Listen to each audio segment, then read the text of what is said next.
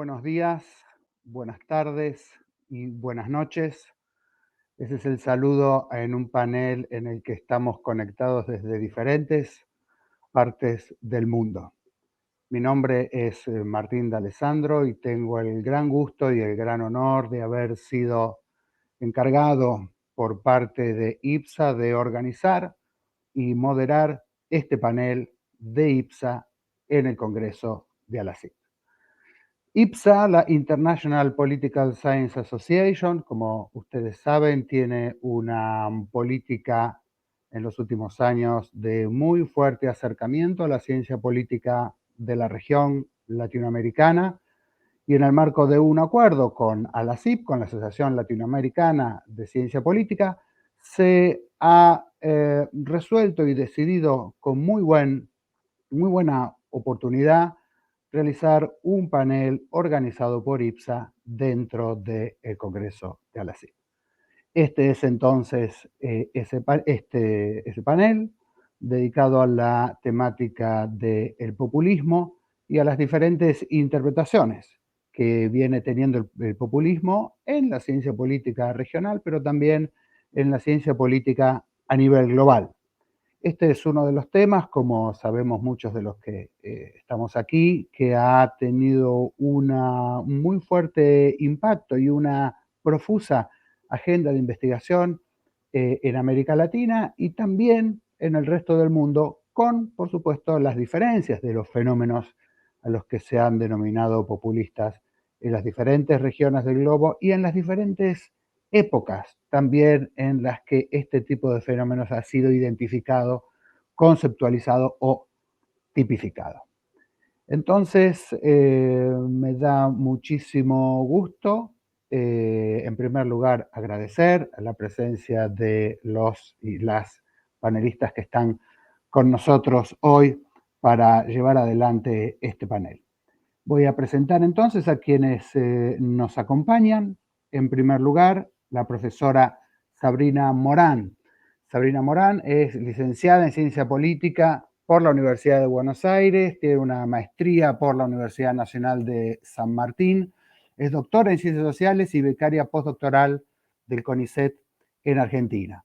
Es profesora de Ciencia Política en la Universidad de Buenos Aires, en la Universidad Nacional de José C. Paz y en la Universidad Nacional de El Chaco Austral en Argentina. Y sus investigaciones giran alrededor de conceptos políticos como república y ciertamente populismo. En segundo lugar, estamos esperando todavía que entre el profesor André Borges de la Universidad de Brasilia. Esperamos que pueda conectarse en unos minutos. En tercer lugar, está con nosotros el profesor Pablo Oñate. Pablo Oñate es español, es profesor y director de Ciencia Política en la Universidad de Valencia.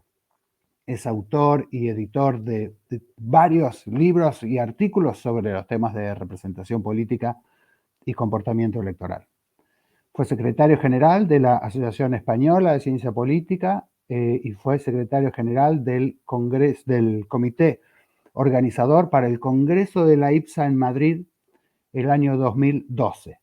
Fue también 2 veces presidente de la Confederación Europea de Asociaciones de Ciencia Política y actualmente es president elect de IPSA y asumirá la presidencia de IPSA en julio de 2023 en el Congreso de IPSA que se realizará en Buenos Aires. Finalmente también está con nosotros la doctora Marianne Neuer. Marianne es doctora en Ciencia Política por la Universidad de Bonn, es profesora de Política Comparada en la Universidad de Dresden y previamente con actuación académica en la Universidad de Hildesheim, Alemania, donde también fue directora del Instituto de Ciencias Sociales. También, en su caso, ha investigado y enseñado en diferentes universidades de Europa y Estados Unidos sobre temas relativos y afines a este panel. Fue presidente de la Sociedad Alemana de Ciencia Política y fue presidenta de IPSA entre 2018 y 2021, donde sigue actuando muy activamente en su calidad de past president. Presentados y presentadas entonces las panelistas, les voy a pedir que presenten sus presentaciones, valga la redundancia, en el orden en el que los presenté. Vamos a otorgar aproximadamente unos 15 minutos para la presentación de cada uno de ellos, después una brevísima segunda ronda y después eventualmente abrimos a los comentarios y preguntas del público. Muchísimas gracias nuevamente por concederme este honor, a la IPSA, también a la CIP y por supuesto a los panelistas. Comenzamos entonces, por favor, Sabrina Morán. Muchísimas gracias, Martín. Muchísimas gracias a la organización del evento. Buenos días a todas y todos. Quisiera comenzar justamente por fortalecer estos agradecimientos tanto a Martín D'Alessandro, vicepresidente de la IPSA, por la invitación a formar parte de este importante panel, como a los organizadores y los organizadores de este congreso. Mis felicitaciones por tan exitosa actividad. Extrañábamos realmente el Congreso Latinoamericano de Ciencia Política y estamos ya expectantes por el Congreso de IPSA en Buenos Aires el próximo año. Bueno, mi intervención, que espero sea breve, o por lo menos se atenga al tiempo indicado, pretende restituir sucintamente la historia del concepto de populismo en América Latina y hacer foco en los distintos abordajes que buscan definir a los populismos del siglo XXI, con el objetivo de resaltar algunas especificidades del populismo latinoamericano. Desde el punto de vista de mi trabajo, dichas especificidades se explican, por un lado, por la relación conceptual que el populismo tiene con la república y la democracia, y por otro, por la historia de las democracias latinoamericanas. El populismo es uno de los conceptos más recurridos en los lenguajes políticos y académicos y es, sin embargo, una especie de concepto maldito. Su aparición en las ciencias sociales latinoamericanas de la mano de los gobiernos de Cárdenas, Vargas y Perón, así como su revigorización en los años 90, vino acompañada no solo de una plurivocidad de sentidos, sino también de una proliferación de conceptualizaciones mayormente peyorativas. Tras el auge y el declive de los populismos del siglo XXI, dicha valorización parece persistir. Populistas son los regímenes que rompen con los esquemas tradicionales, dañan las repúblicas y disminuyen las democracias, o simplemente aquellos regímenes que no agradan. En el lenguaje político, populista es el otro. Sin embargo, los populismos latinoamericanos del siglo XXI abrieron la discusión en torno al potencial democratizante y redentor de estas formas políticas, habilitando la revisión de sus vínculos con la república y la democracia. La pregunta que atraviesa este debate es, entonces, ¿qué se quiere mentar cuando se recurre al concepto de populismo? ¿De qué estamos hablando y de qué no cuando usamos este término? ¿Qué tipo de fenómenos y experiencias políticas pueden ser llamadas populistas, teniendo en cuenta que la tentación de encontrar rasgos populistas en todas las experiencias políticas que parecen problemáticas resultan en un empobrecimiento del carácter heurístico que este concepto demuestra tener? En el contexto del Congreso Latinoamericano de Ciencia Política, se trata de preguntarnos qué nos dice la ciencia política latinoamericana respecto del populismo como concepto y cómo un análisis en perspectiva histórica permite enriquecer nuestro trabajo. Mi propuesta teórica y metodológica parte de la historia conceptual y se propone en este sentido pensar el carácter histórico y geográficamente situado del concepto de populismo, así como abordar su semántica para una mejor comprensión de los diversos sentidos que habitan el concepto.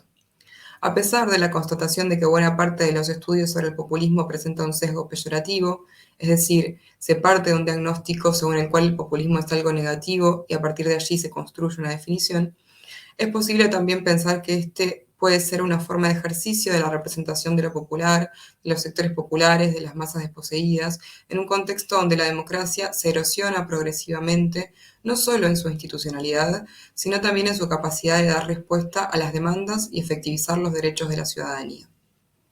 En este sentido, resulta pertinente preguntarnos, ¿es la crisis de la democracia producto de gobiernos populistas? ¿Son los gobiernos populistas expresión de una crisis de la democracia? ¿O son la forma específica que adopta la democracia en América Latina en virtud de su historia? Estos interrogantes son los que quisiera dejar planteados para conversar luego a partir de mi exposición. En cualquier caso, de un tiempo a esta parte, los estudiosos y estudiosas del populismo hemos constatado que el populismo es pensado como un término relativo a la democracia. Para algunos, como su falla, su exceso, su borde autoritario. Para otros, como su forma radicalizada, su sustancialización, una forma redentora. Con el objetivo de aportar algunos elementos para la reflexión que requieren estos interrogantes, a continuación plantearé un breve recorrido por la historia del concepto de populismo en América Latina. Luego, si el tiempo alcanza, presentaré un mapeo general de los tipos de definiciones actualmente en boga con relación al populismo, para arribar nuevamente a las preguntas recién planteadas y algunas conclusiones sobre la relación entre concepto e historia. Mi intención no es establecer una definición del populismo, sino identificar las capas de sentidos que alberga este concepto y el modo en que estos sentidos diversos se ponen en relación con la democracia en América Latina, teniendo en cuenta, como señala Rosambalón en su último libro, que la forma en que se concibe el populismo y el sentido que se le atribuye al término en el uso corriente varía en las distintas latitudes en función de los derroteros históricos de las distintas sociedades. Bien, podemos identificar principalmente tres periodos del populismo en América Latina, tanto histórica como conceptualmente. El llamado populismo clásico o histórico, desarrollado a mediados del siglo XX, los gobiernos neoliberales de fines del siglo XX, oportunamente llamados neopopulistas, y los populismos latinoamericanos del siglo XXI, enmarcados en el llamado giro a la izquierda de los gobiernos de la región, también conocido como ola rosa. Solo mencionaré algunos referentes principales de cada momento del populismo y si es de interés, más adelante en la discusión podemos profundizar en esto. En la primera etapa, los llamados populismos clásicos de mediados del siglo XX en América Latina, los de Perón, Vargas, Cárdenas, fueron definidos como una anomalía, producto de la combinación entre los procesos de desarrollo económico industrial y la irrupción de las masas en la política que tuvieron lugar durante ese periodo en los principales países de la región. En este sentido, el populismo fue visto como un proceso político que tuvo sus raíces en un conjunto de condiciones socioeconómicas específicas y, en consecuencia, un fenómeno que no podía repetirse en otro momento ni en otro lugar.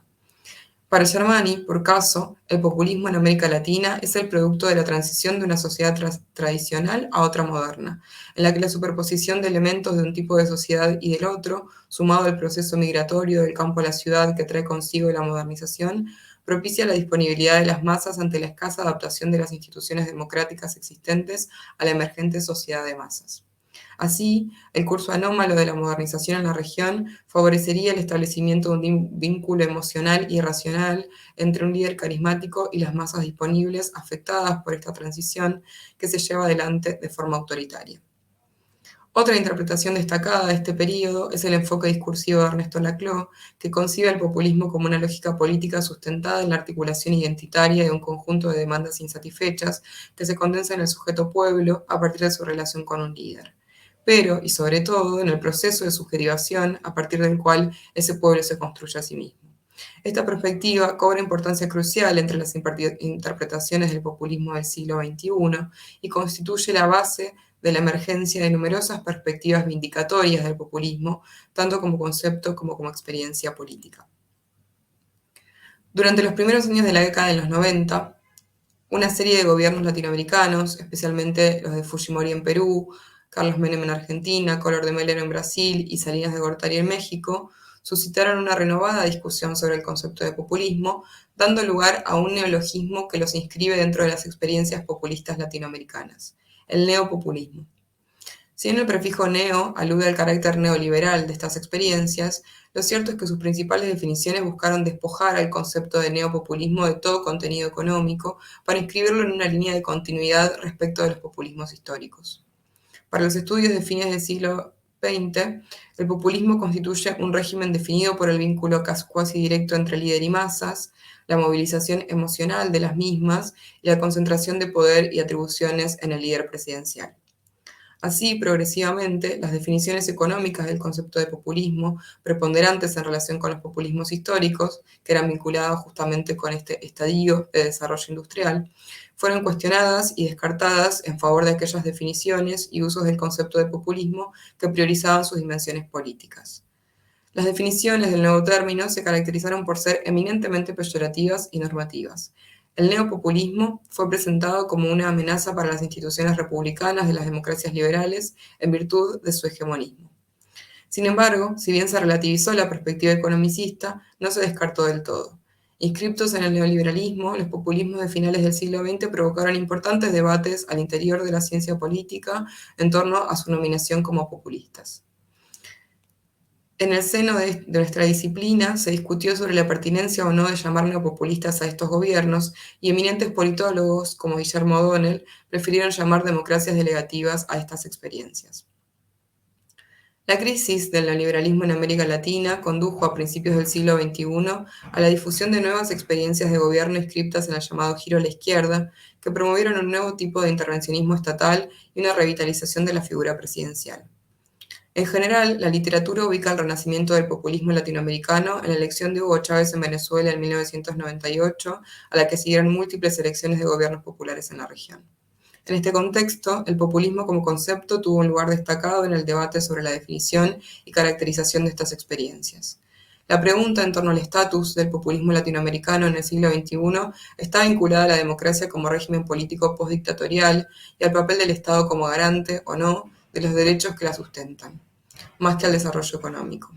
Si bien parte de la literatura habla de populismo económico o de economía populista, las definiciones del concepto de posmorismo han tendido a desvincularse de algún tipo de política económica específica y a pensarlo como un estilo de liderazgo, una articulación identitaria, una ideología, entre otras excepciones que, como se puede observar, son eminentemente políticas.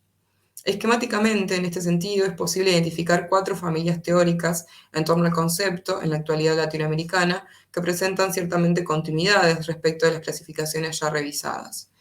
Aquellas definiciones que abordan el populismo como un fenómeno cultural, las que lo conciben como una estrategia de liderazgo personalista, las que abordan el populismo como una ideología y las que conciben el populismo como una entidad discursiva que conforma identidades políticas. Todos estos enfoques proponen definiciones del concepto que sitúan la dimensión política en el centro y cuestionan la relación entre populismo y democracia. En este sentido, el análisis económico estructural ha sido, si no abandonado, minimizado. La riqueza de las aproximaciones conceptuales del populismo en el siglo XXI radica en que no pueden omitir los desarrollos teóricos previos y la historia que contiene el concepto. Aunque algunos de estos enfoques se inscriben en la perspectiva del global populism, el resto se centra en las especificidades latinoamericanas para la construcción de definiciones que, sin embargo, no están exentas de carga valorativa.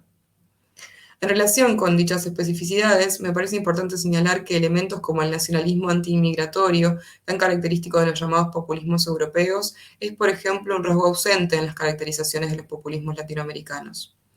Quisiera señalar también que si bien en el mainstream de la ciencia política regional priman las definiciones peyorativas, en las últimas décadas han proliferado también los trabajos e investigaciones que ponen en cuestión dicho peyorativismo y se proponen reivindicar el concepto de populismo a partir de una revisión de su relación con las tradiciones republicana y democrática.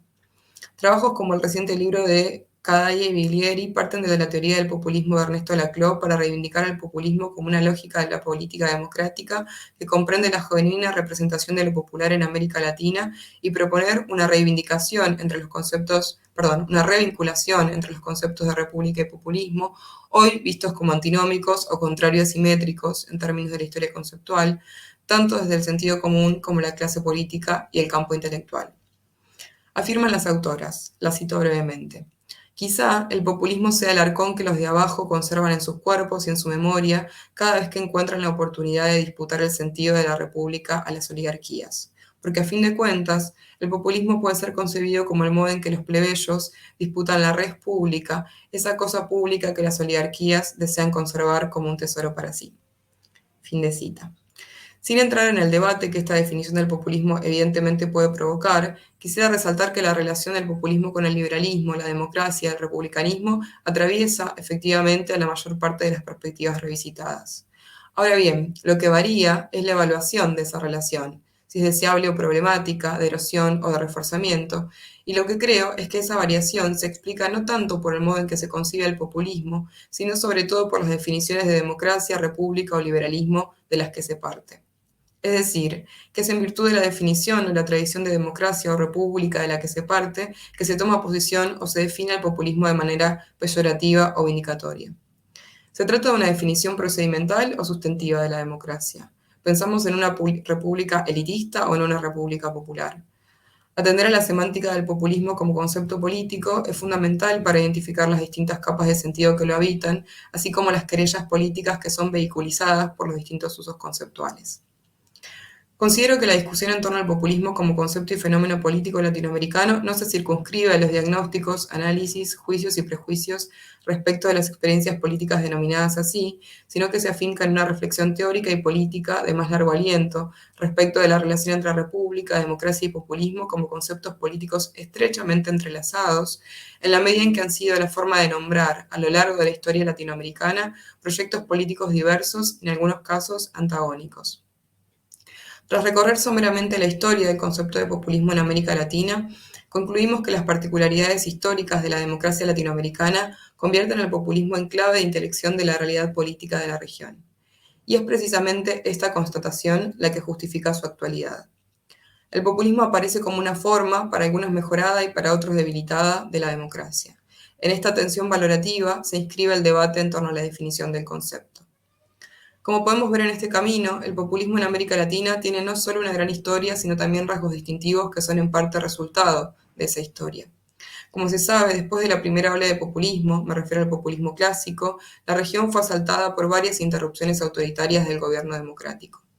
La persistencia del populismo en la región puede ser, en parte, el resultado de ese pretorianismo, así como del presidencialismo, o la forma en que puede hacerse efectiva la representación política de los sectores históricamente postergados en un contexto de crisis de las democracias liberales procedimentalmente concebidas, tal como las conocemos.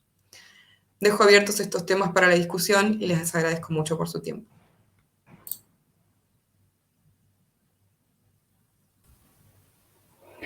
Muchas gracias, Sabrina. Pasamos entonces ahora al profesor Pablo Oñate. Muchas gracias, muy buenos días a todos o buenas tardes.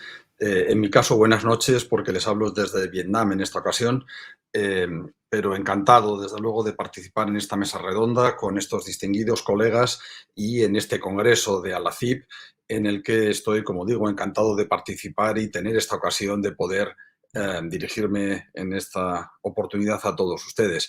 Creo que es una oportunidad fantástica que IPSA y ALACIP encuentren estas ocasiones más allá de los lazos personales que nos unen a quienes dirigimos o participamos en la dirección de ambas organizaciones. Creo que más allá de esos lazos personales que existen, por supuesto, está muy bien que las organizaciones se vinculen de esta manera institucional, generando estas oportunidades en las que compartir intereses comunes, y por ello felicito a las direcciones de ambas organizaciones, de ALACIP y de IPSA.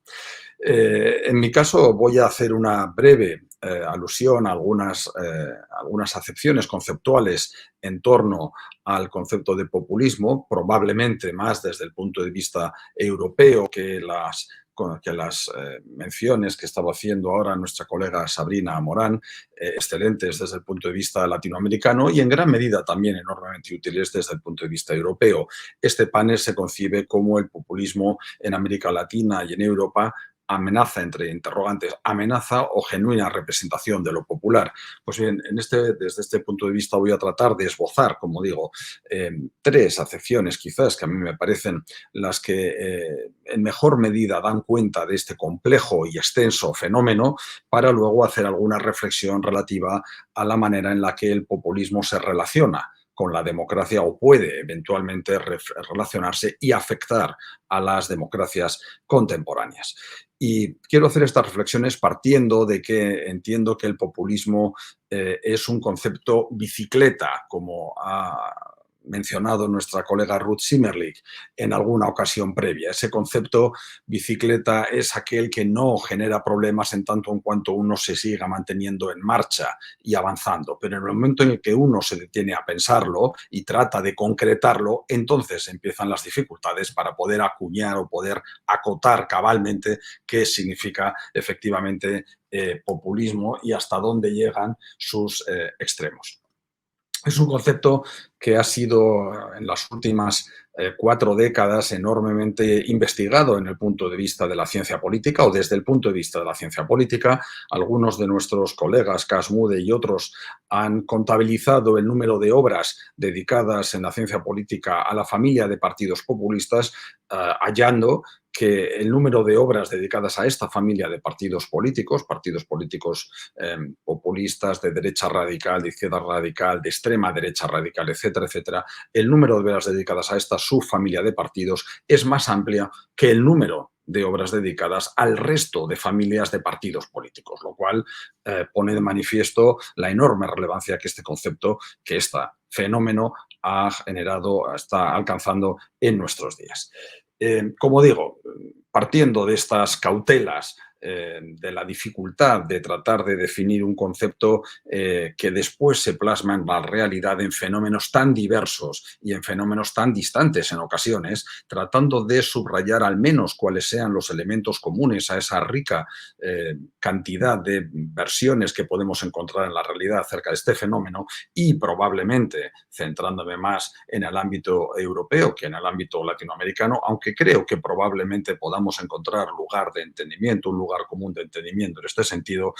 Creo que de las definiciones de populismo y de partidos populistas que se han ofrecido en la literatura de la ciencia política, me parece que una de las más útiles, desde luego, es la de Casmude, entendiendo que populismo es, en primer lugar, una ideología ligera o una ideología soft o light, que no tiene un contenido sustantivo, sino que más bien se mezcla con otras ideologías que son su anfitrión y acompaña a esas otras ideologías porque, en definitiva, es una ideología, como digo, ligera, que considera la sociedad dividida claramente en dos niveles, en dos grupos, mejor dicho, grupos homogéneos y antagónicos. La gente pura, por un lado, y la élite política corrupta, por otro, y que parte, en definitiva, de que la política debería ser el reflejo claro y manifiesto de la voluntad general de la gente que habitualmente, según los movimientos populistas, voluntad popular de la gente que se encuentra secuestrada por la élite corrupta en nuestras democracias contemporáneas. Una ideología ligera, por lo tanto, que se suma o que se superpone a otras ideologías, ya sean de izquierdas, de derechas o de otro carácter, para tratar de obtener mejores rendimientos en el ámbito de la política.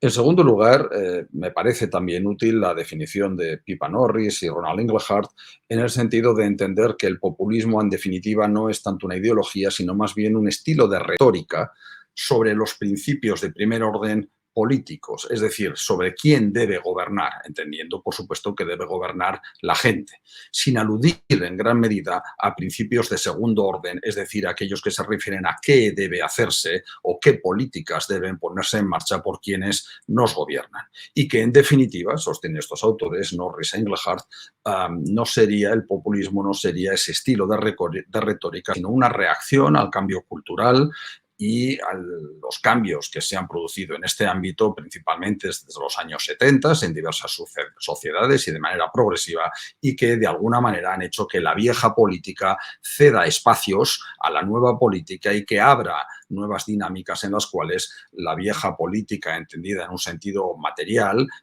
llamémosle izquierda, derecha, más Estado, más mercado, en definitiva está cediendo, como digo, espacios a ese ámbito de la nueva política en unas dimensiones de carácter postmaterial o de carácter más vinculados con otro tipo de factores de naturaleza cultural.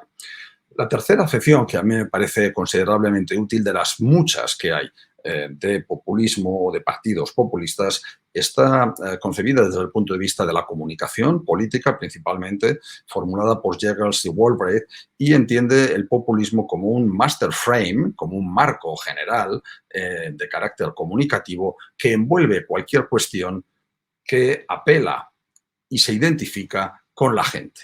Un marco general de comunicación, un marco que envuelve cualquier cuestión política que queramos plantear, pero siempre apelando e identificándose con la postura de la gente, la buena gente, frente a las élites profesionalizadas y que pretende, desde luego, hablar en nombre de la gente en el ámbito de la política.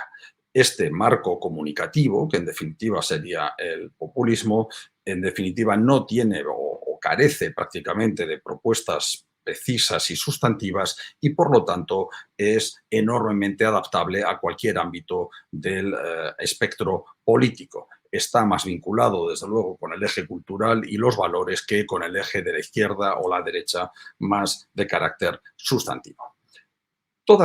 prácticamente todas estas definiciones, estas tres que menciono desde luego y bastantes otras que podemos encontrar en la literatura acerca de populismo, encuentran que el populismo tiene muchas características, probablemente diversas según a qué modelos populistas nos estemos refiriendo y probablemente a qué latitudes geográficas, pero en definitiva el populismo principalmente o de manera común, podríamos decir, puede concitar tres características fundamentales. En primer lugar, un marcado nacionalismo de carácter excluyente, es decir, una marcada identidad propia que recela de la alteridad, del otro, de lo ajeno, de lo que no es la propia comunidad, de los valores que no son los nuestros, y entiende que esa tradición de nuestros propios valores, de la comunidad o la Heartland, en otros términos, en definitiva está en riesgo o se siente amenazado por esas otras concepciones o por esas otras propuestas políticas provenientes de lo otro, provenientes de la alteridad que no es nuestra comunidad, cualquier etiqueta que le pongamos a ese carácter de comunidad. Por lo tanto, se habla en este sentido de un neonacionalismo como principal carácter de la ideología populista, un neonacionalismo en el sentido de marcar una fuerte identidad propia, una fuerte comunidad, una fuerte relación entre un grupo de individuos con un carácter cultural muy fuerte que estaría siendo puesto en riesgo por el multiculturalismo, la globalización o movimientos migratorios que en definitiva hacen que las sociedades se conviertan en sociedades progresivamente diversas y plurales.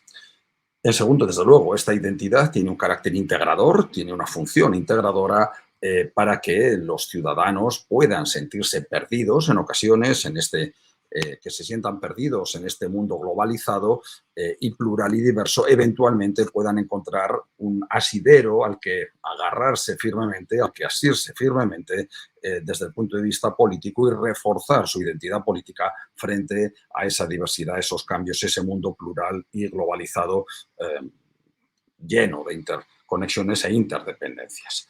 Desde luego se afirma esa tradición, esos valores de la comunidad propia.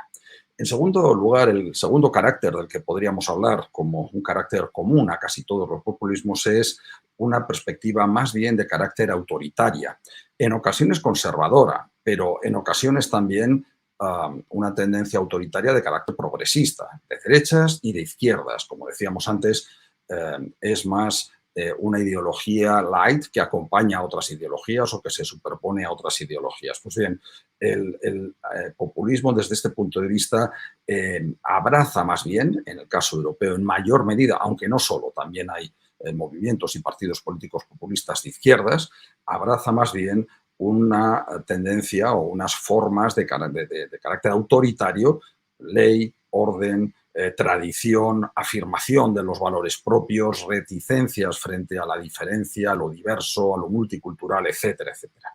Insisto que este autoritarismo no solamente se da desde el punto de vista de la derecha política, sino también incluso desde la izquierda política, afirmando un control desde el centro de partido, etcétera, etcétera. En tercer lugar, como he mencionado anteriormente, en esas definiciones, el tercer carácter que puede subrayarse como un carácter considerablemente común respecto del populismo es esa concepción de la sociedad dividida claramente entre la gente pura y las élites corruptas, dos grupos muy cohesionados, supuestamente, que en definitiva retratan una sociedad política que no está dando lugar a que haya una verdadera representación de los intereses de la gente. Me parece que digamos que esas serían mis consideraciones iniciales acerca del populismo. ¿Cómo se relaciona efectivamente el populismo con la democracia? Pues bien, de forma problemática y ambigua. Desde luego, esta nueva oleada que estamos experimentando en las últimas 2 o 3 décadas, Klaus von Weih me habló de la tercera ola, algún autor, Cas Mudde, ha hablado ya de la cuarta ola de populismo o de extrema derecha populista. Estas tendencias populistas que tenemos o movimientos o partidos populistas que experimentamos en las últimas 2 o 3 décadas no propugnan expresamente la sustitución de la democracia liberal por regímenes autoritarios o regímenes no democráticos. En esto se diferencian de movimientos populistas de extrema derecha de décadas anteriores. el populismo que encontramos, los movimientos y partidos populistas que encontramos en nuestros días, realmente no hacen una clara negación de la democracia, sino que democracia liberal, sino que la bordean, la cuestionan, dudan de ella, mantienen, como digo, una relación problemática y ambigua. Radicalizan las críticas que la democracia experimentó o suscitó en los años 70, es decir, críticas relativas a esas promesas incumplidas de la democracia liberal, esa tensión a la que también hacía alusión anteriormente Sabrina, esa tensión entre una concepción de la soberanía, una democracia basada en la soberanía popular y una concepción de la democracia basada en la democracia representativa. Una tensión no del todo bien resuelta por nuestras democracias contemporáneas,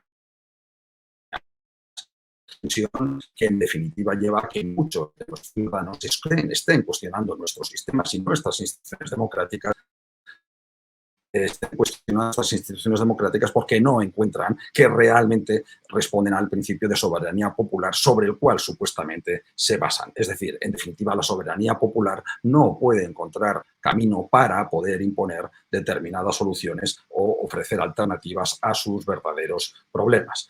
El populismo estaría radicalizando esas críticas y estaría criticando las instituciones democráticas de una manera muy fuerte, desde luego, pero sin plantear inicialmente una alternativa. Se trata de un extremismo democrático radical que acaba convirtiéndose en concepciones iliberales de la democracia que cuestionan y se oponen a los principios y los postulados básicos de la democracia y sus instituciones y valores, ya sean las instituciones políticas básicas, derechos de los ciudadanos o ya sean los valores de esas democracias contemporáneas, aproximando esas críticas en ocasiones, instalándose en postulados autoritarios.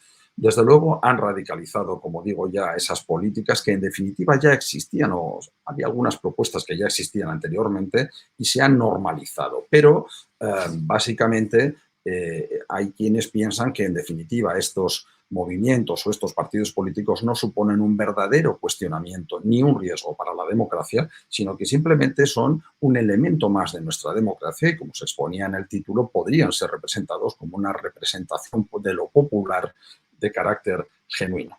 En definitiva, Kashmuri ha hablado de que en nuestros días ya no hay que entenderlos como una aberración de la democracia, no hay que entenderlos como una patología de la normalidad democrática, sino una patología o una aberración que se daría en una situación de crisis extrema, de anomia, etcétera, etcétera, en condiciones extremas de frustración social, sino que más bien, más que una patología de la normalidad democrática, se trataría de la normalidad patológica de la democracia, es decir, de que estos movimientos y partidos y propuestas ya están integrados en nuestros sistemas democráticos, obtienen el apoyo de ciertos ciudadanos y, en definitiva, simplemente se han normalizado están integradas dentro de esas concepciones de la democracia. Otros autores, en cambio, y con esto termino, otros autores creen que el populismo supone una amenaza para la democracia liberal, puesto que atacan, cuestionan, critican sus principales instituciones y valores básicos, apuntando claramente a una concepción iliberal de la democracia o a un extremismo democrático que roza los postulados y prácticas claramente autoritarios. No vamos a citar aquí, no hace falta los autores. En definitiva, un buen número de organizaciones entienden Human Rights Watch, Freedom House, Varieties of Democracy, Economist Intelligence Unit, etcétera, han advertido de la erosión y del deterioro que supone para la calidad de las democracias estos movimientos populistas debido a sus postulados y a su influencia en la democracia. En cambio, otras organizaciones, IDEA Internacional o el último informe del año 2020 de Varieties of Democracy, apuntan más bien a que no todo el deterioro de las democracias contemporáneas y de su calidad se debe o se puede achacar a estas propuestas o a estos postulados democracia o de estos postulados de la democracia desde el punto de vista populista o de estos populistas autoritarios, como diría, por ejemplo, Pipa Norris. Más bien, estos populismos generan, en definitiva, marcos de identidad social con los que los ciudadanos perciben y entienden la política y probablemente este es el mayor riesgo, que desde esos postulados, de esos marcos de identidad social creados por los movimientos populistas, configuran su visión y su movilización en los sistemas democráticos contemporáneos. Desde luego, este es el reto que tienen las democracias en nuestros días. entender si pueden canalizar esos postulados populistas e integrarlos adecuadamente sin que las estructuras básicas del sistema y sus valores realmente entren en riesgo, o si realmente nos encontramos ante un reto para la democracia. Y si te parece, Martín, acabaría aquí, que creo que me pasa ya del tiempo. Muchas gracias. Muchas gracias, Pablo. Te pasaste del tiempo por 15 segundos, de manera que... Bueno, esto es el cambio horario desde Vietnam, o sea que no se notó mucho entonces. Es el delay. Muchas gracias por la puntualidad también, al igual que Sabrina. Pasamos entonces ahora sí a nuestro colega André Borges, que tuvo un problemita, pero ya está con nosotros. André tiene un máster en Administración Pública por la Universidad Federal de Bahía, es doctor en Ciencia Política por la Universidad de Oxford, es profesor asociado de Ciencia Política en la Universidad de Brasilia y ha sido también miembro del Comité Ejecutivo de ALACIP. Muchas gracias, André, por el esfuerzo, por llegar a este panel. Te cedo la palabra. Gracias, Martín. Buenas tardes a todos y a todas. Es un honor para mí hacer parte de ese panel y espero que mi presentación contribuya para la discusión sobre el populismo en perspectiva comparada, ¿no? Voy a compartir una presentación que preparé para ese... Só un momentito. Aquí. Ya está. ¿Ustedes ven mi presentación?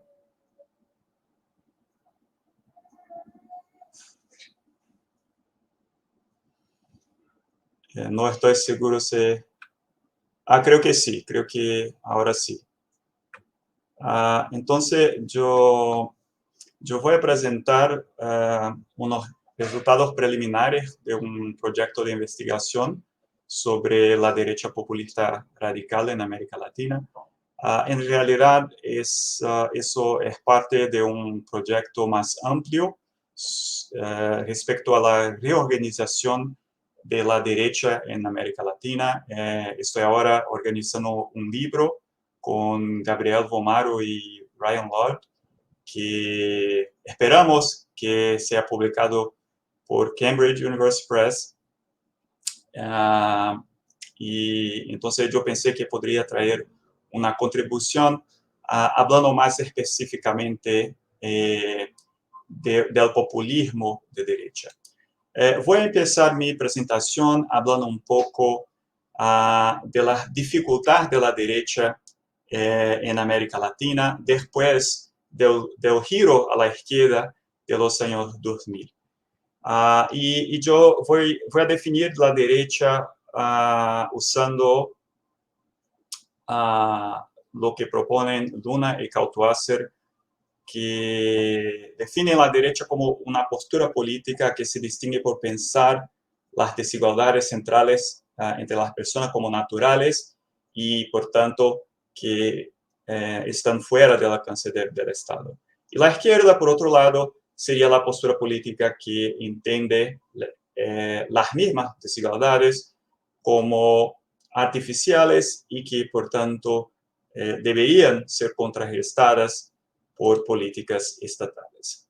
Y una implicación clave de las diferencias entre izquierda y derecha es que en sociedades desiguales, como son las sociedades latinoamericanas, es muy difícil para los partidos de derecha obtener apoyo de las masas con bases en estrategias programáticas. Además, como nosotros sabemos, la politización de la desigualdad por gobiernos de izquierda en los años 2000 amplió las dificultades electorales de la derecha en muchos países de la región.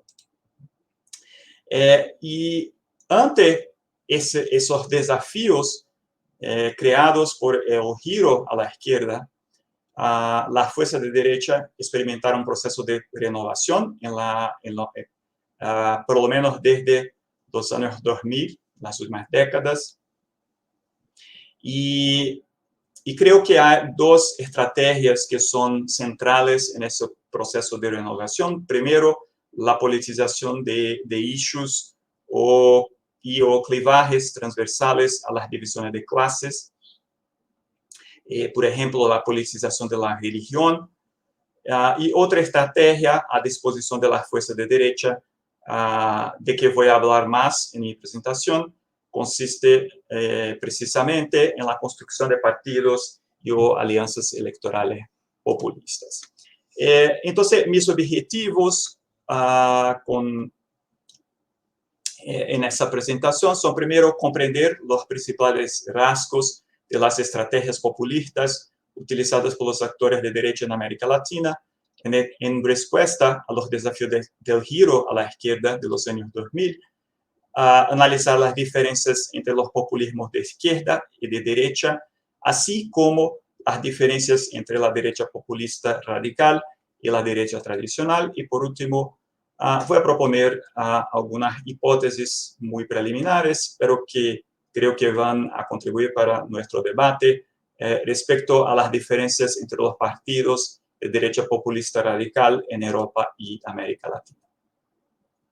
En términos de datos y métodos, yo clasifiqué los partidos de América Latina como izquierda, centro, centro-derecha, derecha radical populista y no populista, utilizando un expert survey del Chapel Hill Center for European Studies. Es un expert survey muy reciente del año 2020. A partir de esa clasificación, fue posible comparar las posiciones de los partidos sobre distintas cuestiones como migración, redistribución, seguridad pública, y también fue posible examinar la variación entre los partidos populistas con distintos perfiles ideológicos. Voy a definir el populismo muy rápidamente porque creo que los otros colegas ya hablaron un poco de eso. Aquí utilizo la definición ideacional de populismo como una ideología fina que contrasta un pueblo puro contra una élite corrupta. Creo que una cosa que para mí es muy importante para entender el populismo es la idea de que el populismo es una ideología maniquea y no programática que está basada sobre todo en la demonización de los opositores. Y yo entiendo también el populismo como una estrategia de construcción de coaliciones electorales multiclasistas. Y por lo tanto, desde el punto de vista de la derecha política, estrategias populistas son especialmente útiles porque permiten obscurecer las diferencias de clase y también los vínculos orgánicos que suelen existir entre los partidos conservadores y los grupos más privilegiados de la sociedad. Y precisamente la oposición entre pueblo y élite corrupta permite redefinir las líneas del conflicto político, enfatizando el carácter anti-establishment del liderazgo. Y eso posibilita muchas veces la construcción de bases electorales amplias y heterogéneas, lo que permite a la derecha obtener apoyos más allá de su core constituency, para utilizar el término de Gibson. Ok, y ahora paso a hablar un poco de la derecha populista en América Latina, con diferentes variantes y matices. Los populistas de derecha en la región suelen apoyarse en el decreto de los votantes respecto a la clase política tradicional, en contexto de aumento de la criminalidad, escándalo de corrupción y crisis económica. Sin embargo, la nueva ola populista de derecha es distinta de la ola populista de los años 90, por ejemplo, porque los partidos y liderazgos construyeron sus agendas en oposición a los gobiernos de izquierda. Y además, diferente de la ola populista anterior, la nueva ola populista tiene como uno de sus elementos centrales la ascensión de la derecha populista radical. Y acá muy rápidamente voy a hablar un poco de algunos factores que pueden explicar la ascensión de la derecha populista radical.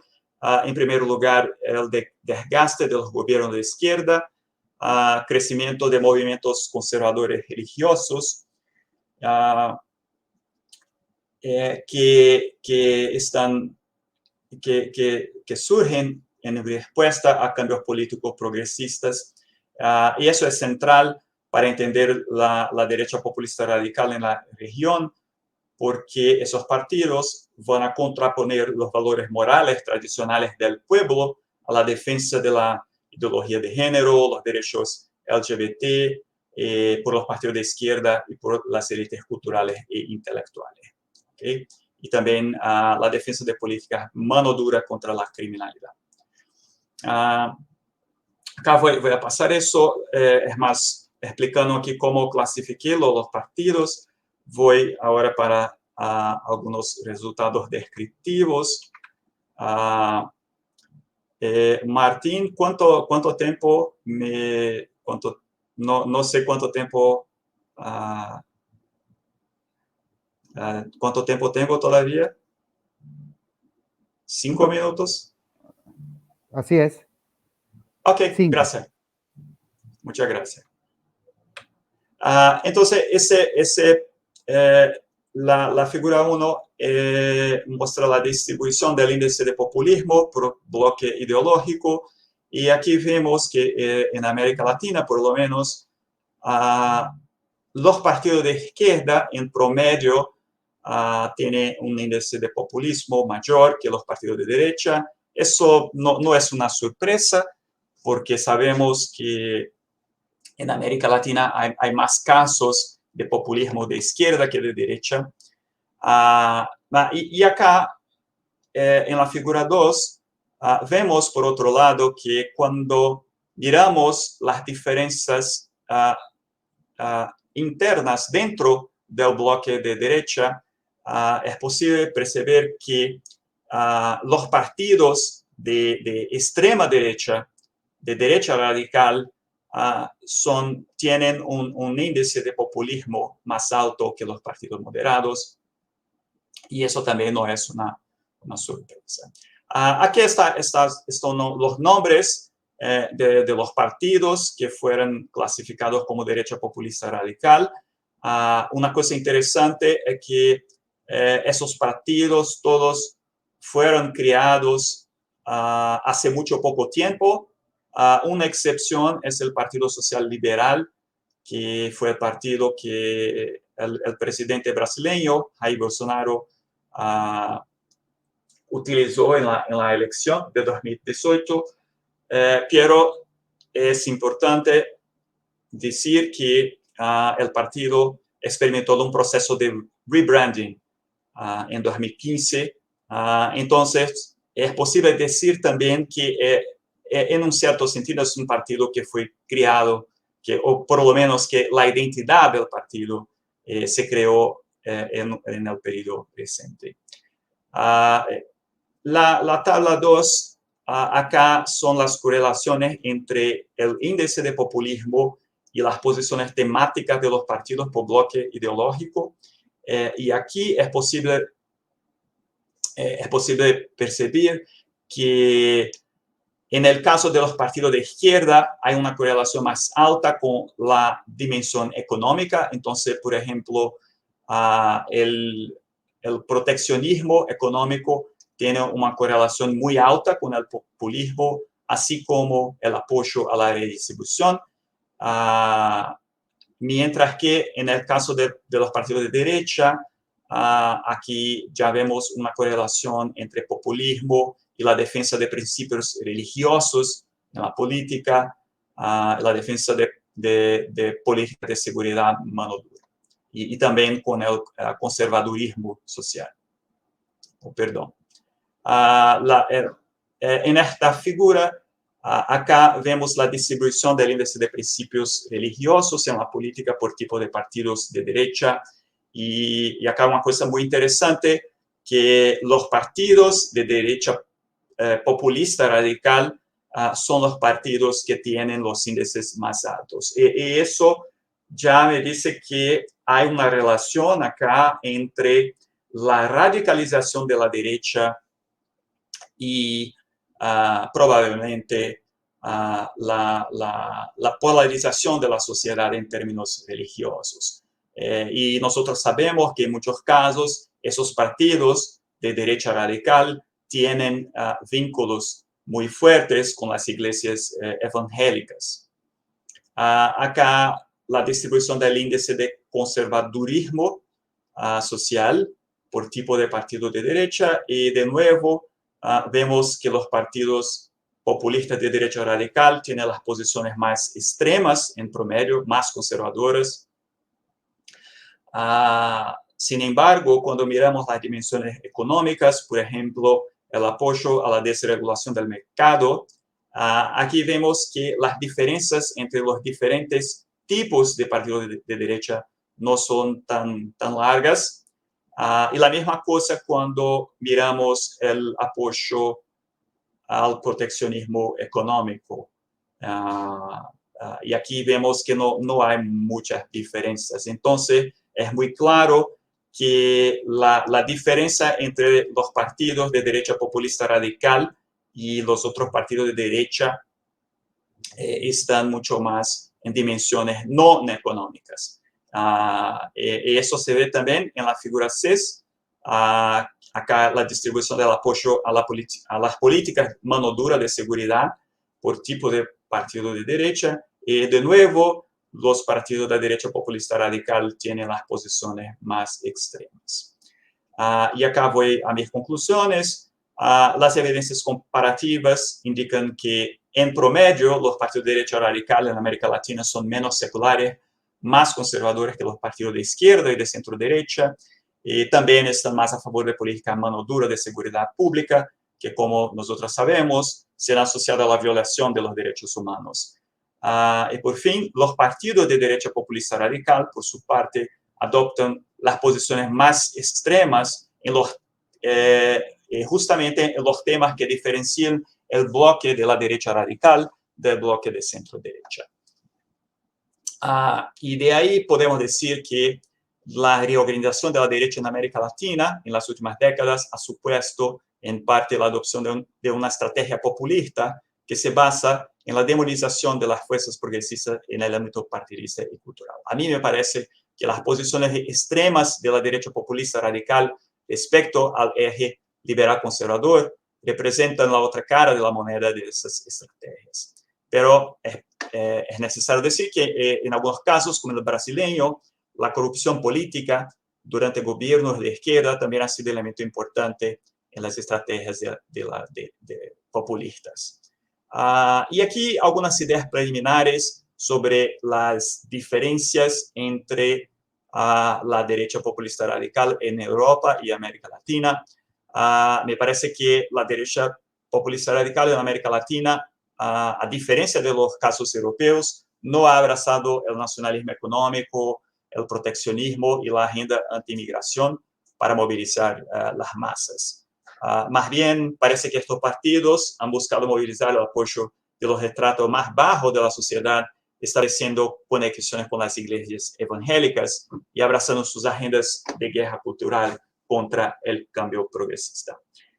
Y aquí llego al final de mi presentación. Espero que no tenga ultrapasado mucho el tiempo. Gracias. Muchas gracias, André. Ahora sí, para terminar entonces esta primera ronda de este panel, le pasamos la palabra a Marianne Neuer, expresidente de IPSA. Marianne, adelante, por favor. Gracias, Martín, y te agradezco mucho de organizar esa mesa y de invitarme a presentar algo sobre el tema de populismo. Y tengo que decir que durante mi presidencia de IPSA de hecho, fue una meta muy importante de reforzar la colaboración entre ALACIP y IPSA, y estoy muy contenta que esa mesa, por ejemplo, es fruto, no es el único, pero es fruto de ese esfuerzo de reforzar la cooperación entre nuestras organizaciones. Bueno, yo creo que en este punto de nuestra discusión, y estoy muy contenta de poder discutir con las colegas y los colegas, voy a añadir un poco más de controversia al tema, y voy a empezar de hacer 2 observaciones preliminares que guiarán mis reflexiones. En primer lugar, examino el tema del populismo desde una perspectiva de una investigadora de la democracia, porque eso es lo que hago principalmente, o sea, estudiar democracias y autocracias. Y eso significa que abogo, y eso es lo que haré también en mi presentación de hoy, por establecer una distinción analítica y clara entre cómo se relacionan el populismo y la democracia, por un lado, y cómo se relacionan el populismo y la autocracia, por otro lado. Y en los últimos tiempos, recientemente, he observado una tendencia de difuminar esas relaciones y clasificaciones distinguibles, y mi perspectiva es que hay que distinguir esas 2 relaciones. Eso, por otra parte, me lleva a criticar la excesiva expansión, incluso estiramiento, del concepto de populismo, para decirlo así, estiramiento a todo lo que no sea deseable, ¿no? Esa tendencia es problemática en mi punto de vista y poco pertinente, y por eso estoy un poco, y ahí voy a poner un poco más de pimiento a la discusión. Aquí estoy bastante escéptica si podemos continuar de expandir el concepto de populismo de la manera como lo estamos haciendo, ¿no? Y lo que hemos hecho últimamente. Porque lo que pasa es que populismo, autoritarismo y liberalismo, pues todo parece hacerse lo mismo, y tenemos dificultades de diferenciar esos fenómenos. Luego, otra pregunta es si tenemos que diferenciar diferentes olas de populismo, y ya han hablado las colegas sobre esto. Olas de populismo tanto en Europa como en América Latina. Y si estamos de acuerdo que sea así, que haya diferentes olas, y creo que eso está cierto, entonces se hace relevante si se trata de populismos dentro de la democracia o si se trata de autoritarismos. O sea que todo tipo de diferenciación nos vuelve al tema de la relación del populismo entre democracia y regímenes autoritarios. O sea que quiero hacer algunas sugerencias y presentar algunas consideraciones alrededor del concepto de populismo, que más bien están un poco escépticas y críticas. O sea que un aspecto que últimamente parece hacerse más borroso en vez de ser más aclarado es la relación justamente entre populismo y democracia. El trabajo de referencia, y eso fue citado ya varias veces, viene de Cas Mudde y también de colegas como Cristóbal Rovira Calpasa. Claramente consta que sitúan el populismo en el contexto de la democracia liberal. Lo describen como una mala conciencia de la democracia liberal, en el sentido de que ponen preguntas incómodas sobre aspectos deficientes de las democracias liberales. Y aquí estoy completamente de acuerdo, porque según esta interpretación, populistas aceptan el sistema liberal democrático, pero al mismo tiempo aspiran a cambiar lo que consideran deficiente, por ejemplo, en aspectos de representación o aspectos institucionales, y por supuesto quieren poner otros acentos en cuanto a policies también. Mirando a Europa, encontramos de hecho varios y no pocos ejemplos de partidos populistas que se mueven dentro del marco de las constituciones liberal-democráticas. Además, en el momento que acceden al gobierno en una coalición, por ejemplo, porque eso es el sistema, o eso es algo que el sistema de parlamentario en Europa nos da, que hay que formar coaliciones.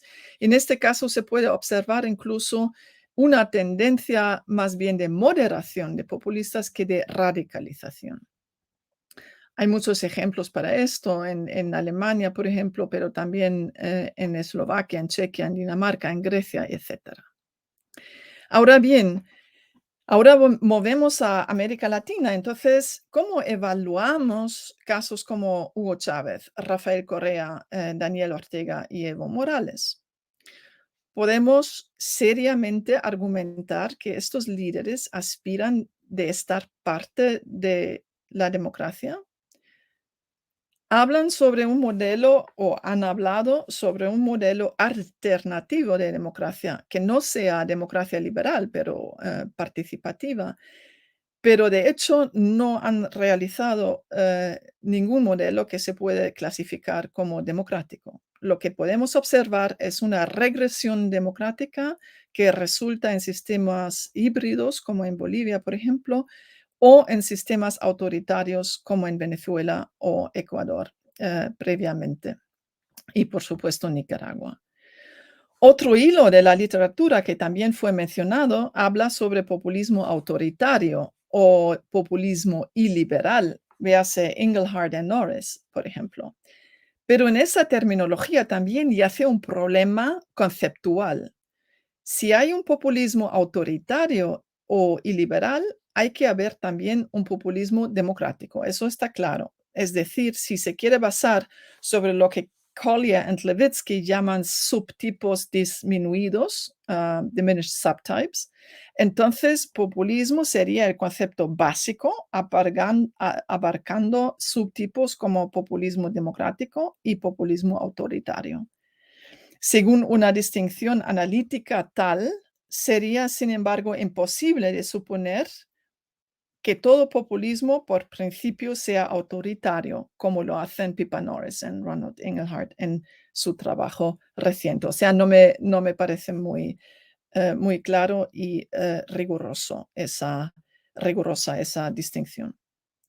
Veo aquí un problema de borrar los límites definitorios entre populismo y autoritarismo y, a fin y al cabo, es el problema de un estiramiento conceptual. Si se aplica el concepto de populismo a toda clase de desarrollo poco deseable o problemático, el concepto se vuelve cada vez más confuso, borroso e incluso se puede volver vacío. Y si se equipara populismo con autoritarismo, se pierde rigor analítico para distinguir los dos conceptos. Pero se necesita ese rigor analítico para categorizar lo que es populista y lo que es autoritario. ¿Qué es un líder autoritario y qué es un líder populista? ¿Dónde está el límite cuando un partido o un líder termina siendo un populista dentro del marco democrático? ¿Y cuándo empieza a ser un líder autoritario y liberal, de hecho, y realiza una deconstrucción democrática o una transformación sistemática y sistémica? Si examinamos los motivos y los objetivos de esos líderes, queda claro que la intención no es sostener, o sea, estoy hablando sobre los líderes de la onda rosa, ¿no? O sea, de esos que a veces están llamados populistas, pero yo los llamo autócratas, ¿no? O sea, si miramos a la intención de estos líderes, queda claro que la intención suya no era o es sostener el sistema democrático y fijar deficiencias de ese sistema, sino la intención era de cambiar las reglas del juego y de transformar el país en un sistema autoritario. Las instituciones democráticas fueron neutralizadas, la división de poder fue terminada a favor de una concentración extensiva de poder en manos de la ejecutiva, las libertades fueron limitadas de manera severa y extensiva. La pregunta, por lo tanto, es, ¿se trata de populismos autoritarios o más bien de puras autocratizaciones a base de una estrategia populista, como lo sugiere Kurt Weiland? En el debate científico no hay consenso, de hecho, sobre la pregunta si populismo es una thin ideology, o sea, esa ideología fina o ligera o delgada, lo que sea, según Casmude, o si se trata de una estrategia política, según Weiland, o si se trata de un discurso, como también subrayó la colega Moreno, o sea, un estilo de retórica, como dijo André. Yo sostengo que Orbán, Erdogan, Bolsonaro, etcétera, siguen un programa antiliberal hasta antidemocrático que es acompañado por nacionalismo y soberanismo. Dudo, sin embargo, que esto se pueda calificar como una ideología delgada, fina, light, lo que sea, o mejor dicho, dudo que una calificación de ideología delgada de hecho ofrece un valor añadido para captar el fenómeno de estos autócratas.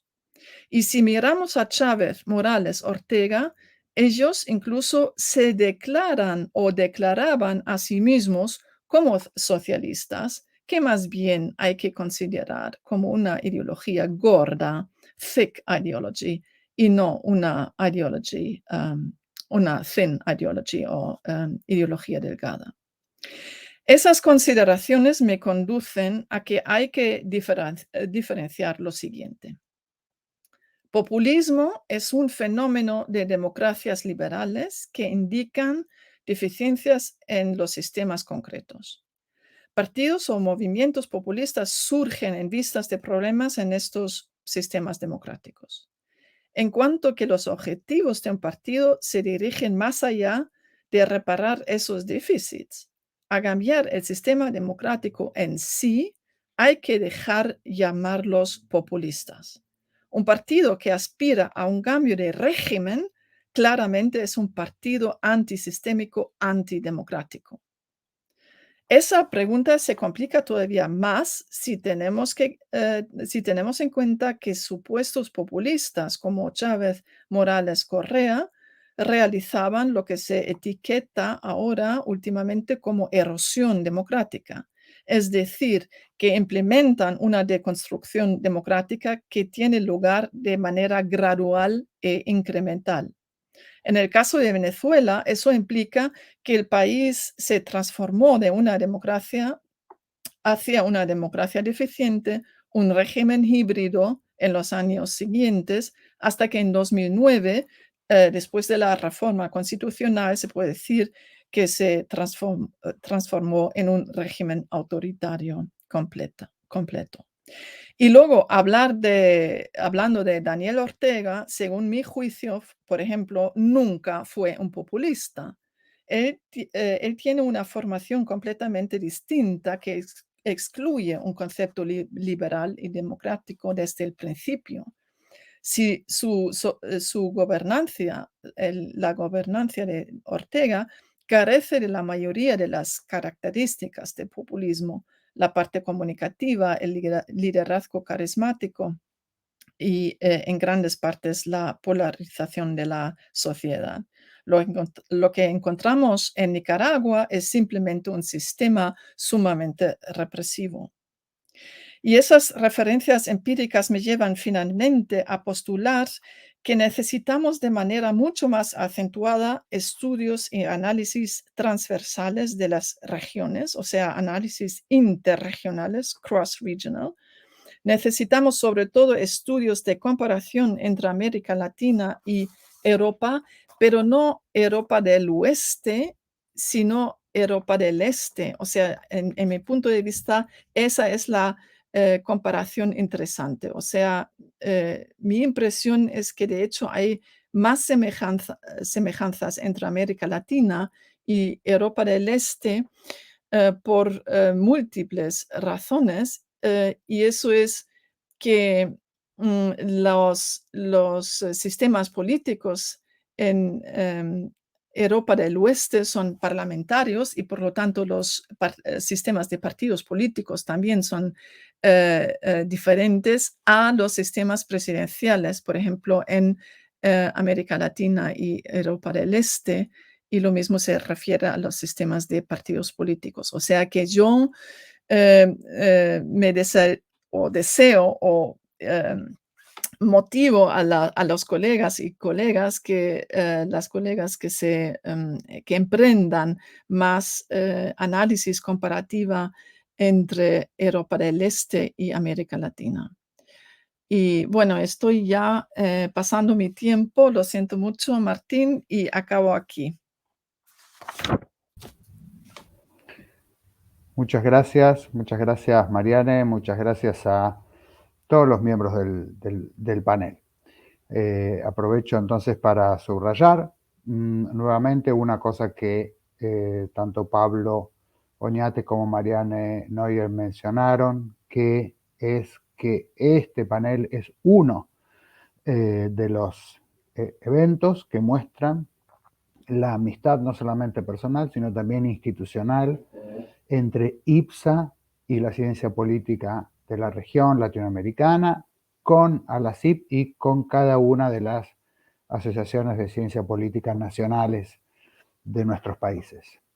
Antes de pasar a una preguntita o dos que nos están llegando por escrito, quisiera iniciar una segunda ronda entre los panelistas dando un minutito o 2 minutitos como máximo, si es que quisieran hacer alguna aclaración ulterior o algo que quisieran agregar a lo ya dicho. Insisto, una muy breve segunda ronda. Sabrina, ¿quieres utilizar este tiempito para agregar algo? Gracias. No, bueno, saludar a los colegas y a las colegas, una gran oportunidad de intercambiar con ustedes. Me pareció muy rico el intercambio y me parece importante esto que se viene señalando respecto del fortalecimiento de los lazos institucionales, que por supuesto se plasma también en un intercambio enriquecedor para nuestras respectivas investigaciones, digo, poder escuchar y conocer cómo trabajan y cómo ven el populismo de esta región y de Europa, colegas europeos y colegas de otros países de América Latina, para mí es realmente una gran oportunidad. Quisiera hacerle una pregunta a André, aprovechando este tiempo, respecto de esta distinción entre derecha populista radical y la derecha conservadora tradicional que hacías. Me permito tutearte, André, si no te molesta. La pregunta específica es, ¿en qué rasgo específico de todos los que mencionaste, que fueron muchos, radica el carácter populista, digamos, de estas derechas? ¿Qué las hace populistas a diferencia de las otras derechas? Esa especificidad me gustaría preguntarte.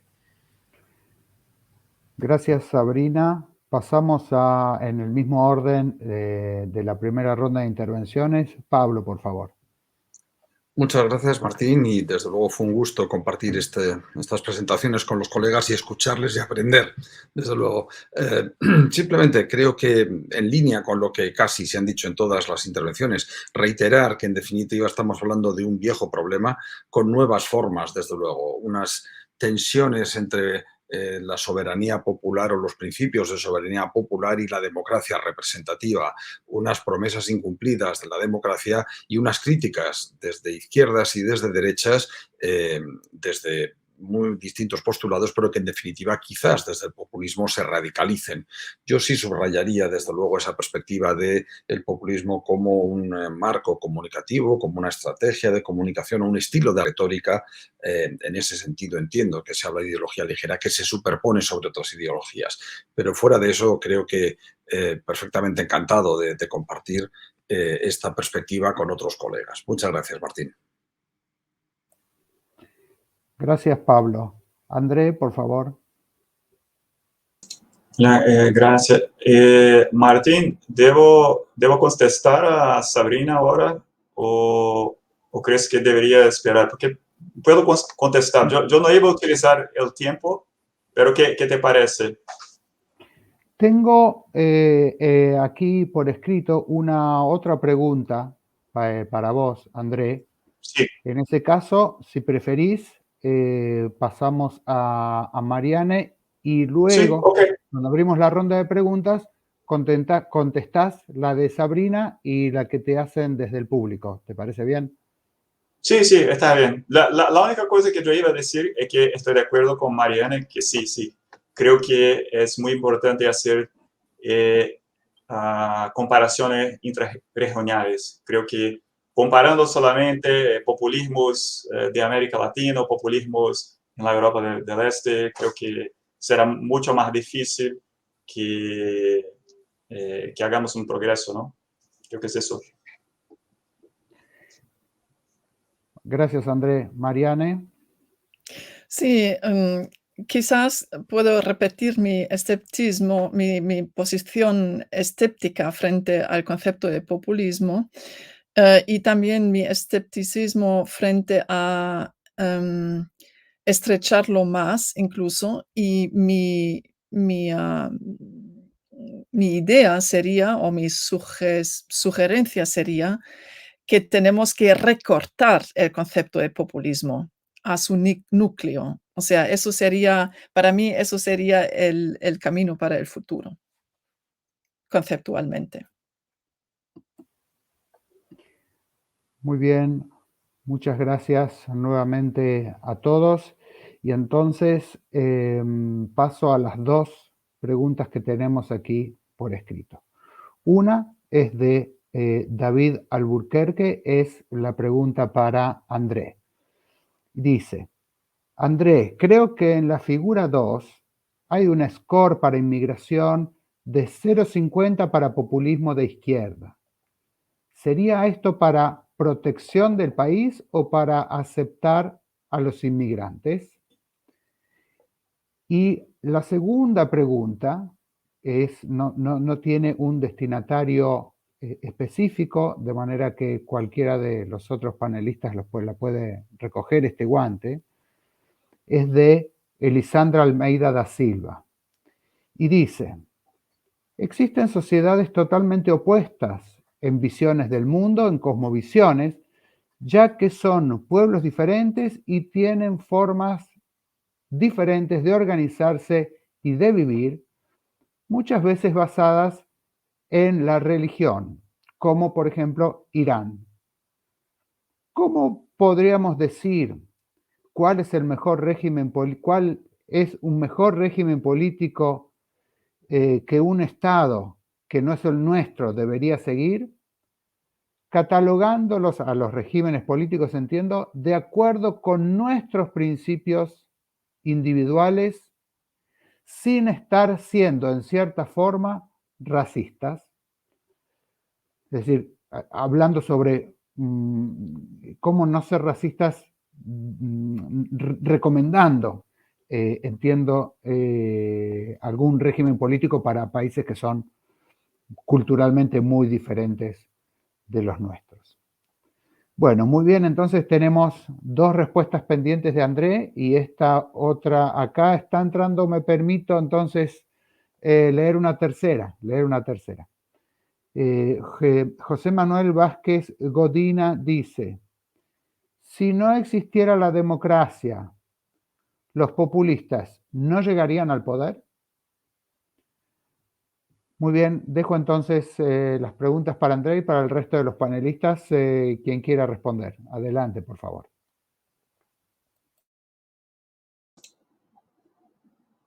Ok, Martín, entonces voy a intentar contestar a la pregunta. Primero, creo que la primera pregunta es de David, ¿no? David Albuquerque, sobre la medida de inmigración. En realidad, la medida que está en el Expert Survey es una medida que las puntuaciones más altas significan que el partido en realidad está en contra de la migración. Entonces, la correlación significa que hay una correlación entre populismo y medidas más restrictivas de inmigración. Pero yo debería decir que no sé hasta qué punto eso es creíble, porque el problema es que en América Latina esa cuestión específicamente de inmigración no es una cuestión muy saliente, ¿entiendes? Entonces, no sé hasta qué punto, porque a veces cuando una cuestión es muy saliente, es muy importante en el sistema político, queda más fácil para los expertos decir dónde se posiciona este partido. Si una cuestión no es tan saliente, entonces no sé qué es, porque a mí me parece que lo que se puede decir, y que está muy claro para mí, es que la cuestión de la inmigración no es una cuestión saliente en América Latina. Quizás en Chile, en la última elección presidencial, eso apareció un poco en la campaña de José Antonio Cast, que es un populista de extrema derecha, pero a mí me parece que en los otros países de la región no es una cuestión muy importante. Respecto a la cuestión de Sabrina, yo creo que no he tenido tiempo para explicar mejor la clasificación de los partidos. En realidad, yo utilicé una medida de populismo para clasificar los partidos. Esa medida de populismo considera diferentes dimensiones. Hay una dimensión que es una dimensión people versus elite. So, es una dimensión de esa idea de una contraposición de la élite y del pueblo, una dimensión anti-élite, y hay una tercera que yo no estoy encontrando acá, pero sí, yo utilicé esas tres dimensiones para crear un índice de populismo que varía de 1 a 10, y después todos los partidos que estaban acima del tercer cuartil de la distribución fueron clasificados como populistas. Es eso. Entonces, en realidad, cuando estoy diciendo que hay una diferencia, hay partidos que son partidos de extrema derecha porque tienen puntuaciones de ideología que son puntuaciones muy, muy elevadas, pero algunos de esos partidos no son populistas, es porque están abajo de esta línea de corte que yo establecí.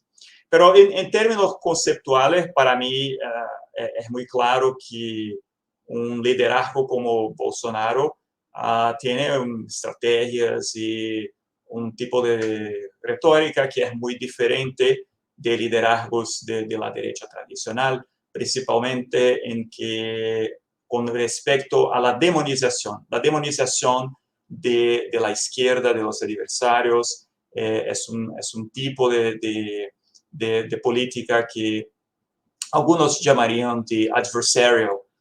Es una política en que los opositores son enemigos, ¿no? Creo que para mí esa es una cuestión que es central para entender el populismo de la extrema derecha. Creo que es eso. Gracias, André. Estamos ya sobre el tiempo. Les pido a los panelistas que quieran responder las preguntas que nos quedaron pendientes de ser extremadamente breves, apelando a su comprensión. Gracias. Sí, Martín, si me permites, muy rápidamente, creo que la pregunta de Lisandra, bueno, el relativismo cultural creo que no conduce a nada bueno. Si nosotros estuviéramos por respetar absolutamente cualquier peculiaridad cultural por encima de cualquier otra cosa, vaya, creo que las sociedades hubieran avanzado muy poco, los pueblos hubieran avanzado muy poco, la mujer estaría absolutamente sometida al hombre, etcétera, etcétera. Creo que esto está claro, ¿no? Respecto de la otra pregunta, creo que era de José Manuel Vázquez Godina, si sin democracia no habría populismos en el poder. Bueno, creo que los populismos están en todas partes. Yo propuse 3 definiciones de populismo de carácter como estilo de retórica o como un master frame o como una ideología delgada en ese sentido de una ideología que luego va a acompañar a otras ideologías sustantivas que, como bien apuntaba Marian, pueden conducir al desarrollo del autoritarismo y la implantación, acabar con un régimen democrático y la implantación de un régimen autoritario como programa muy consciente y muy determinado. Bueno, creo que desde ese punto de vista puede haber una cuestión de grados. Cuánto de populista es un líder, un partido, una propuesta política y, además, si eso acompaña un programa conducente a terminar con la democracia, por supuesto. Gracias. Muchas gracias, Pablo. Muy bien, hemos llegado al fin de este panel que considero un éxito. Estamos un poquito excedidos en el tiempo, pero quisiera cerrar agradeciendo nuevamente a la IPSA, a la CIP, a los panelistas y a los que están presentes como público por haber estado presentes hoy aquí, y nos vemos todos nuevamente en el Congreso de IPSA en América Latina, que tendrá lugar en Buenos Aires en julio de 2023. Toda la información en el sitio web de la IPSA. Muchísimas gracias y hasta pronto. Muchas gracias. Buenas tardes. Gracias, buenas tardes.